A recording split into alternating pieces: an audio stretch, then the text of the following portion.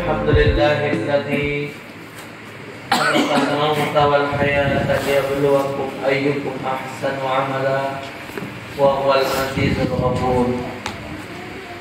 Wassalatu wassalamu ala sayyidina Muhammadin wa ala alihi wa ashabihi min yaumina hadza ila yaumil ba'tsi wan nusyur. Amma ba'du, faqala Allah ta'ala fi kitabihil karim, qul innal mauta alladzi tafirruna minhu fa innahu mulaqikum thumma turadduna ila 'alimil ghaibi wasyahadah fa yunabbi'ukum bima kuntum ta'malun. Wa qala an-nabiy sallallahu alaihi wasallam, al-maut ya'ti baghtatan, sadaqallahu wa rasuluh. Para pembina Al-Hikmah yang sempat hadir pada malam hari ini, wabil khusus guru kita Ustaz Syahidin beserta ikhwan sekalian, para pecinta Al-Hikmah dan penerus cita-cita Al-Hikmah. Alhamdulillah, syukur dengan izin Allah Ta'ala malam ini kita ditemukan dalam keadaan sehat walafiat. Semoga kehidupan kita ini senantiasa Allah membimbing kita sehingga dapat menjadi jembatan menuju kebahagiaan kelaknya. Salawat dan salam atas junjungan agung Nabi besar Muhammad sallallahu alaihi wasallam beserta keluarga dan para sahabat beliau, dengan harapan semoga kita terpilih sebagai umat Nabi Muhammad yang akan mendapatkan syafaat Nabi Muhammad di hari kiamat. Amin ya rabbal alamin. Bapak Ibu hadirin wal hadirat yang al-ikhwan Al-Hikmah Palembang, salah satu kesedihan seorang murid dan seorang anak adalah ketika terjadinya kematian orang tua atau guru. Tidak dapat dibayangkan, tidak dapat diukur dengan keadaan, tidak dapat diukur dengan perasaan. Hanya Allah Ta'ala yang tahu bagaimana rasa perpisahan kita dengan guru dan dengan wong tua. Tapi hikmahnya kematian seorang guru ini, disitulah letaknya penyesalan seorang murid. Meninggalnya seorang ulama, disitulah letaknya kesedihan umat. Jadi ini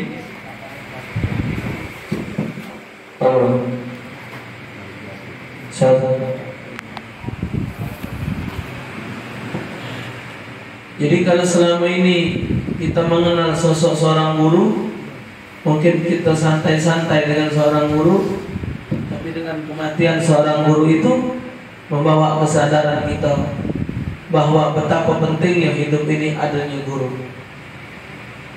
Ketika guru meninggal, berebut nak mikulnya, bahkan beribut nak melek mandi kenyo, berebut nak mencium dia. Tapi ketika dia masih hidup, tidak kita ambil manfaat keberadaan dirinya. Itu merupakan satu kesalahan kita sebagai umat Islam terhadap orang-orang yang berilmu. Apalagi yang kita rasakan di dalam perjalanan Al-Hikmah, walaupun anak ini mungkin paling termasuk yang paling baru ikut berkecimpung di dalam Al-Hikmah, melihat keadaan yang ada di dalam keistimewaan Al-Hikmah itu sungguh sangat besar faedah untuk diri kita pribadi dikala orang yang akan berbuat zalim kepada diri kita. Di luar dari kesadaran diri kita, Allah Ta'ala menjaga kita. Dan terbukti bukan tidak ada bukti. Semua itu kita dapatkan dari perjalanan guru-guru kita yang sebelum kita. Kehadiran Abah Oji waktu datang beberapa bulan yang lalu, bulan 4 beliau ke Palembang, dan itulah pertama kali dan ternyata itu terakhir beliau datang ke Palembang dan mengangkat beberapa pembina untuk meneruskan perjalanan Al-Hikmah. Jadi berkumpulnya kita malam hari ini adalah bukti dari salah satu kecintaan kita kepada beliau, berkumpul di satu tempat yang dimuliakan Allah. Dan tempat ini juga sudah beberapa kali didatangi oleh guru-guru besar Al-Hikmah, Abah Iskandar, Abah Oji, dan yang lain yang pernah hadir ke tempat ini. Dan malam ini kita berkumpul, insya Allah Ta'ala kita berharap sampai hari kiamat beliau akan mengakui kita sebagai muridnya. Amin. Jangan dianggap ringan Bapak, jangan dianggap ringan pengakuan guru kepada murid. Di dunia ini kita seolah-olah tidak butuh dengan guru, seolah-olah kita sudah ngambil ilmu selesai. Tapi bahwa pertanggungan jawab beliau itu sampai di hadirat Allah. Jadi kalau cuma sekadar kumpul tahlil, maca yasin, kecil gasan, tidak berat, tidak susah. Tambah lagi peristiwa ini bukan peristiwa mingguan, bukan peristiwa harian, peristiwa seumur hidup. Malam ini nego Abah Oji, lain lagi malam ini mana baca lagi nak malam ini. Pak Haji berangkat dari Palembang ngacar-ngacar sampai sana, lagi masih tidak ketemu dengan jasad beliau. Kak Iwan yang ada di Jakarta lagi masih tidak ketemu. Tambah lagi kita di ujung Tulung ini. Nah, maka kita ada inisiatif untuk kumpul, bukti daripada kecintaan kepada guru. Kedua, dengan kejadian beliau ini, karena malam Sabtu kita kumpul di markas Pedatuan. Itu kena Abah Oji, itu kena Abah Iskandar. Subhanallah. Tapi waktu malam beliau datang ke sini, beliau membeberkan fadilah daripada wirid yang dibaca. Beliau ngetes dalam mobil, beliau ngetes dengan cukup parah dan lain sebagainya. Beliau dites dengan golok. Beliau cerita malam Sabtu tadi diulang ceritanya. Muka HP subuh terkejut, tengok kokong ngirit. Inna lillahi wa inna ilaihi raji'un. Al-mautu ya'ti baghtatan, kata Nabi. Al-mautu ya'ti baghtatan. Kematian itu datangnya seketika.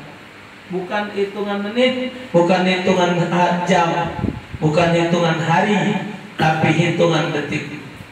Belum ada sejarahnya malaikat maut datang balik tak bergawaan. Belum ada sejarahnya. Belum pernah gagal dan tak pernah salah. No, salah cabut aku tidak pernah, tidak pernah. Dan malaikat maut setiap cabut pasti kata tidak pernah tinggal ke separuh. Tak cabut di separuh balik dia tidak pernah. Dan macam mana prosesnya? Wallahu a'lam. Ada yang dicabut dari kepala, ada yang dicabut dari pinggang, ada yang dicabut dari kaki, ada yang dicabut dari bahu, ada yang dicabut dari pusat, ada yang dicabut dari belakang. Na'udzubillah, tergantung amal masing-masing. Jadi tinggal kita mengambil hikmah kejadian setiap kematian. Mati ini Bapak macam mimpi, macam mimpi. Dengar niat mayat tengah rumah, dimandikan, dibungkus, sholat, pergi, hilang, selesai. Masuk kubur, ngurusi diri dewe, anak cara anak, bini cara bini, keluarga cara keluarga, selesai. Paling banter 1 tahun mereka ingat. Lewat dari situ wassalam. Jadi kita harus mawas diri, memikirkan diri kita. Rasul sallallahu alaihi wasallam pun beliau memikirkan nasib beliau. Sampai ketika salat beliau tambah bacaan tahiyatnya. Allahumma inni a'udzubika, Allahumma inni a'udzubika min adzabil qabri wa min adzabi jahannam, wa min fitnatil mahya wal mamat, wa min fitnatil masiihid dajjal. Ya Allah, aku berlindung kepadamu dari azab kubur dan azab neraka jahanam. Nabi Bapak, Nabi berlindung dari azab kubur.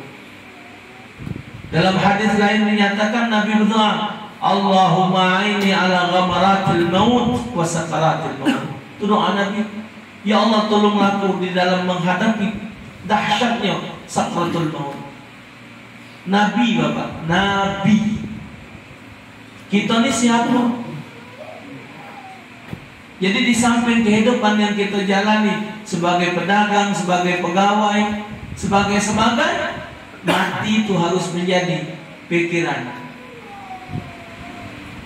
Yang mati sedang bersawah, yang mati sedang nyangkut, yang mati sedang nyopir, yang mati sedang sholat, yang mati sedang haji, yang mati sedang ceramah tapi jalan. Kita tak tahu. Kalau dianya datang Bang Tatung, kematian datang seketika Bapak. Bini yang tidur di sebelah kita lagi tak sempat kita tahu. Dek, malaikat maut tak pernah. Belum ada sejarah. Dek, malaikat maut datang. Tak pernah. Cuma ada satu kiai Abu Bakar Bastari. Dalam kisahnya, beliau waktu nak meninggal bangunkan isteri. Bangun, bangun. Jago aku, jangan ribut. Kalau aku sudah tidak katik, baru bangunkan budak-budak. Itu boleh saja. Dia zikir duduk, la ilaha illallah, la ilaha illallah, sampai meninggal. Baru umi ingin tahu anak-anaknya. Jadi orang dua boleh di kamar. Kiai Mu'in 14 hari. Dia nak meninggal, pagi nak meninggal. Kata dia kaca-kaca tu tutup dalam. Kursi betul lah. Nah ini kalau duit belanja ke pasar. Itu banyak di belakang isi gagal bak-bak itu kena bong pisang tetaplah. Dia nyuruh muridnya nama Ridwan panggil. Kau tetap ke putih ukuran aku. Dipotong kain kafan ukuran dia. Kapasnya dia tunjuk tu selesai kan. Dia buka baju. Tentang alamat katanya. Tentang alamat boleh. Asyhadu an la ilaha illallah.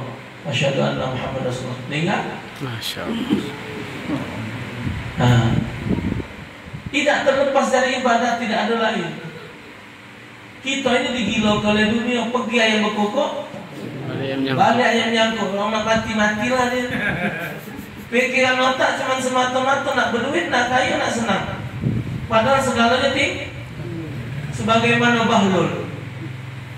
Orang gila. Bahlul itu dianggap gila. Bahlul itu bapak nama seorang waliullah yang hidup di negara Baghdad semasa Raja Harun al-Rashid. Dia ni orang gila, macam orang gila. Sampai kata raja, ngertilah Bahlul kau ni. Duduk di kuburan, di awasnya kuburan.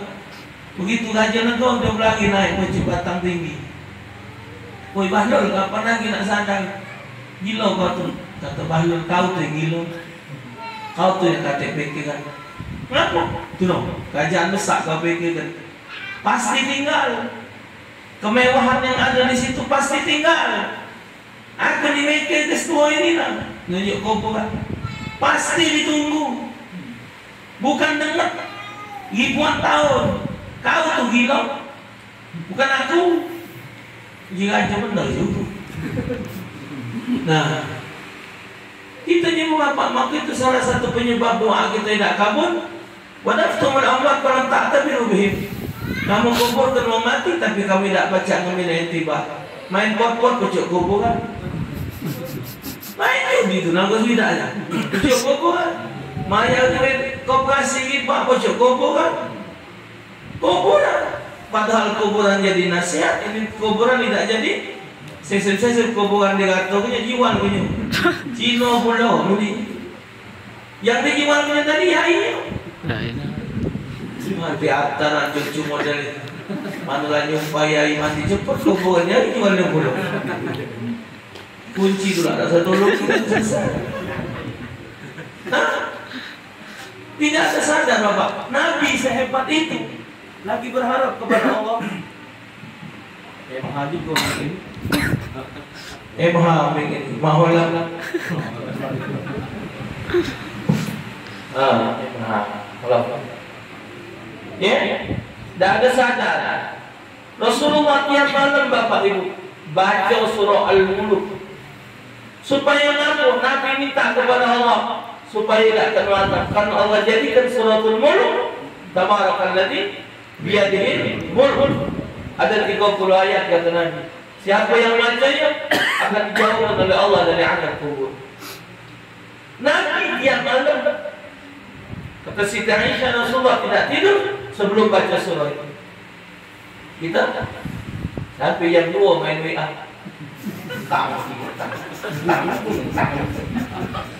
Pulsa habis-habis ngisi jalan 1.000. Ngisi paket 50.000.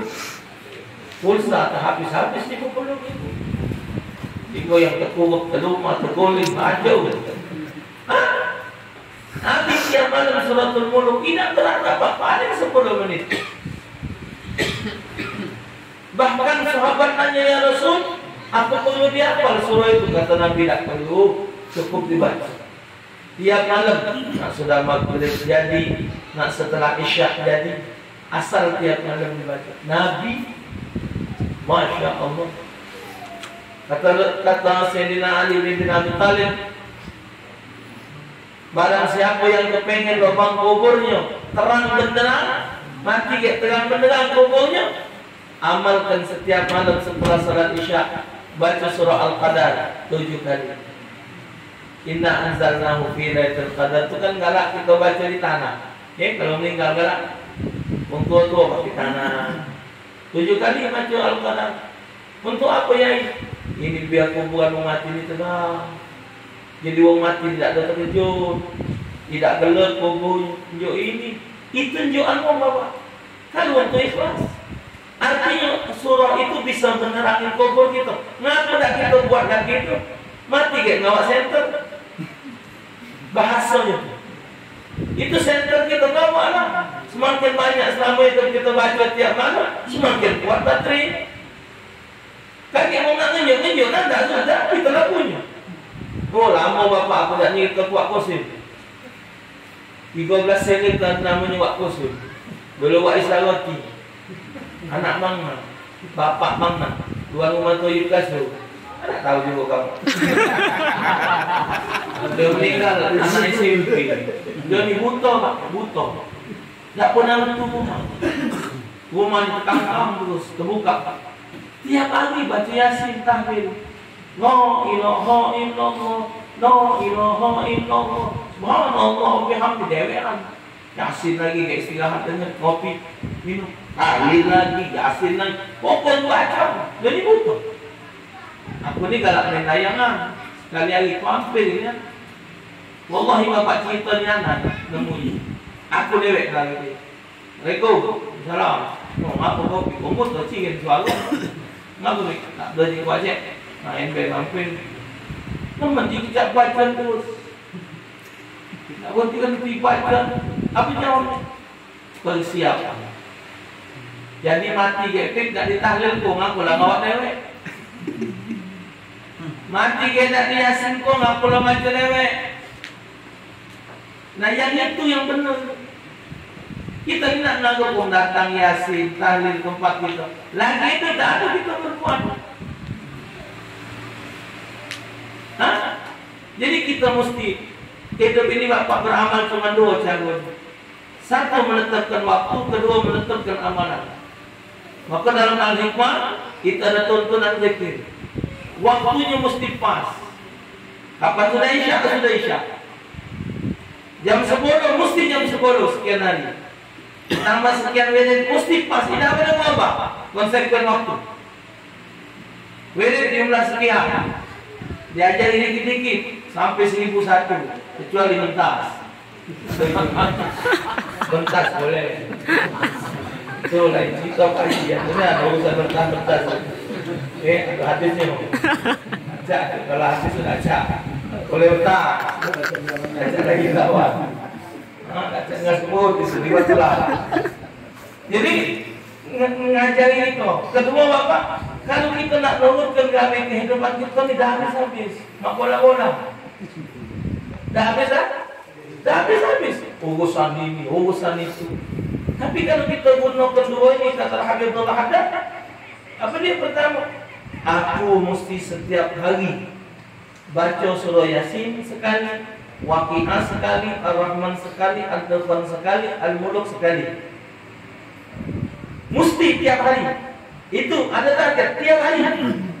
Zikir aku 1000, takbir aku 1000, tahmid aku 1000, tasbih aku 1000, solawat aku 10.000. Misal di samping zikir solat, di samping solat, lain dari situ mesti punya target.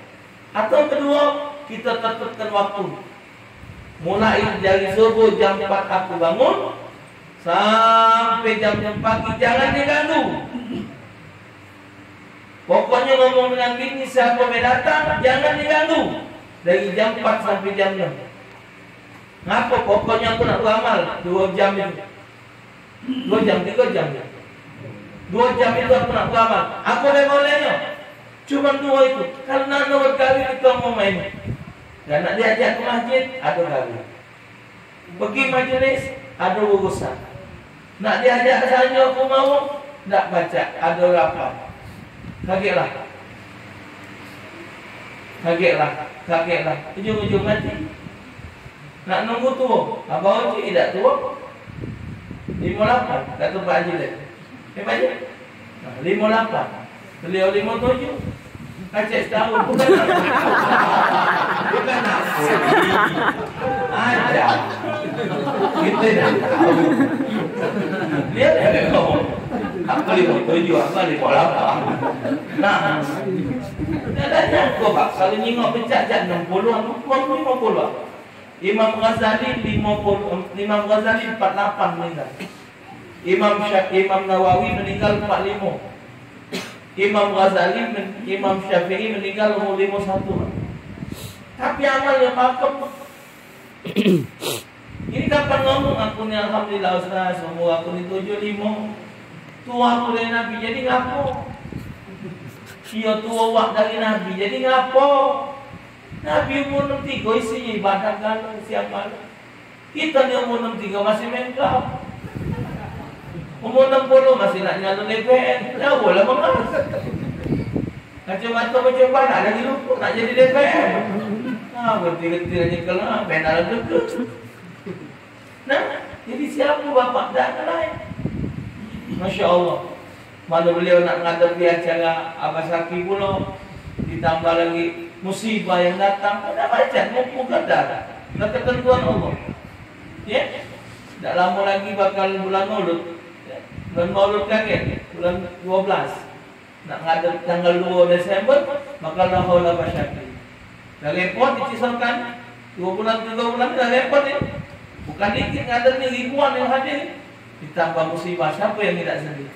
Kesedihan disokan, kesedihan kita juga. Karena kita bagian dari sana. Jangan kalau kita ada ikatan al-hikmah, ikatan amalan. Kata Nabi, masalul mu'min kal bunyan yashuddu ba'duhu ba'd. Perumpamaan orang beriman itu bagaikan gedung, saling butuh satu sama lain.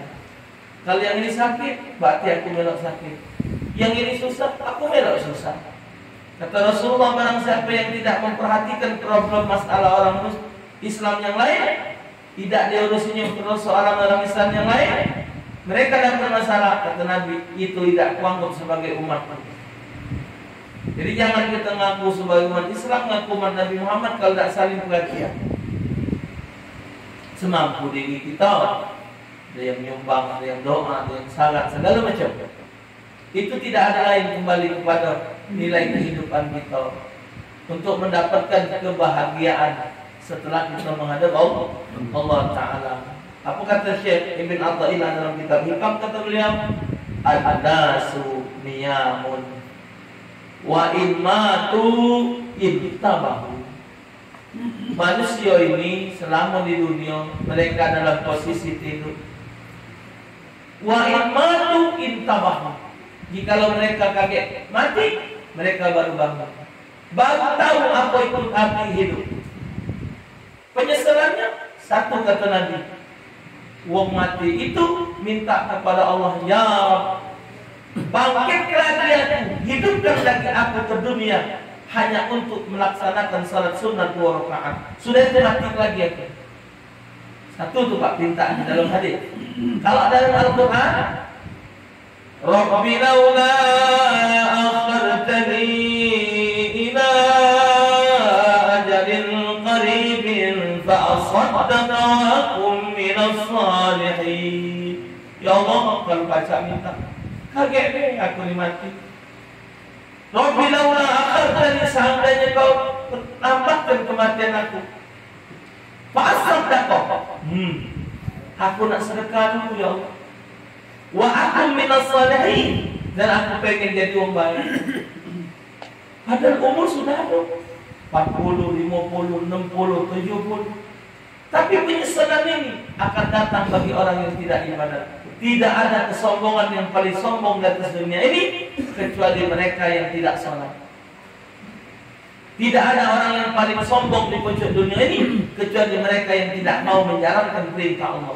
Kalau perintah Allah saja mereka tidak laksanakan, tambah lagi perintah manusia. Kalau panggilan Allah saja tidak mereka perhatikan, mana panggilan manusia? Maka itu Bapak Ibu, dalam Al-Quran Allah menyebutkan, wa man a'rada an dzikri fa inna lahu ma'isyatan dhanka wa yahsyurum yawmal qiyamati a'ma rabbi lima hasyartani a'ma kuntu basira. Barang siapa yang lupa mengingat kepada kami, maka akan kami berikan terjadikan kehidupan mereka hidup yang sempit. Hal banyak pikiran bunyam, hal banyak penyakit tak habis-habis, hal banyak pokoknya tidak ada ketenangan dalam hidup. Gantilah. Ini makin mas kanan kiri. Kalung ini bapak nak 50 lebih. Gelang pala ulo, pala iwak dalam, pala buaya, labu, berlian, stapel anak ayam. Makin pus. Pakai oksigen. Berhentilah. Cantik, hidung bagus, alis tebal, rambut rapi. Cuma di rumah sakit selang liu-liu enggak berhentilah. Ma'isyatan dhanka, hidup harta banyak tapi hati susah. Wa yahsyuru wa nahsyuru yawmal qiyamati a'ma, dan kami kumpulkan mereka di akhirat kaget buta mata. Kalau kami mahasyatan ya amalan kuntu basira, ya Allah, kenapa kami ini buta di akhirat? Kan kami di dunia dulu melek, kami di dunia dulu nyingok. Wala atat ke ayatina fanasita. Waktu turun di dunia kan datang ayat-ayat kami, peringatan kami kepada kamu, tapi kamu tidak perhatikan, kamu lupakan peringatan kami. Maka hari ini kamu pun dilupakan Allah. Nak ngomong apa lah? Nak balik? Tak katik lagi. Bumi lancur, langit lancur. Wassalam. Tinggal penyesalan. Maka itu Bapak Rasulullah pernah ditanya oleh sahabat satu saat, siapa manusia yang paling berhasil hidup di dunia? Jawab oleh Nabi, aqyasun nas aktsaruhum dzikran lil maut wal isti'dad lahu. Manusia yang paling berhasil hidup di pojok dunia adalah orang yang banyak ingat mati dan mempersiapkan dirinya untuk mati. Semoga kita tergolong hamba Allah Ta'ala yang ingat kepada kematian. Amin. Dan insya Allah kita tergolong sebagai murid-murid yang senantiasa memperhatikan jasa-jasa guru terhadap diri kita sebagai murid, supaya kita mendapatkan syafaat pengakuannya sampai akhirat. Dan insyaallah taala almarhum almarhumah guru kita yang terdahulu diampunkan Allah segala dosanya, diterima amal ibadahnya, yang masih hidup disehatkan oleh Allah, diberkati umurnya, segalanya diberkahi oleh Allah Subhanahu wa taala. Dan insyaallah taala kita dapat menghadapi kehidupan kita ini, kita isi dengan amal ibadah sebaik-baik mungkin dengan petunjuk dan hidayah dari Allah Subhanahu wa ta'ala. Semoga Allah meridai kita dan mengabulkan hajat kita. Amin ya rabbal alamin. Bismillahirrahmanirrahim. Alhamdulillahirabbil alamin.